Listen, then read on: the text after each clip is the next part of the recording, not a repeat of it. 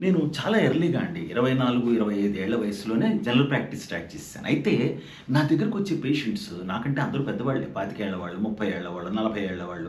వాళ్ళు కూడా వచ్చి అంకుల్ అని మాత్రం అనేవారు. అంకుల్ అనేది కామన్ డైలాగ్. సరే నాకు అలవాటైపోయింది. అయితే 35, 40 ఏళ్ల వాళ్ళు కూడా ఆడవాళ్ళు 80 కిలోలు, 90 కిలోలు ఉన్నవాళ్ళు కూడా వచ్చి అంకుల్ ఇప్పుడు వెయిట్ తగ్గాలంటే ఎవరో చెప్పారండి. స్కిప్పింగ్ చేయమంటారా? స్కిప్పింగ్ చేయమంటారా? అంటే స్కిప్పింగా? వద్దమ్మా! ఈ వెయిట్‌తో స్కిప్పింగ్ చేస్తే మోకాళ్ళు, అరికాళ్ళు అన్నీ పోతాయమ్మా. జాయింట్స్ అన్నీ పోతాయి. చిన్న హెల్ప్, చిన్న మాట వినండమ్మా. స్కిప్పింగ్ మాత్రం వద్దు. నేను చెప్పిన కొన్ని ఐటెమ్స్ మాత్రం స్కిప్ చేయండి.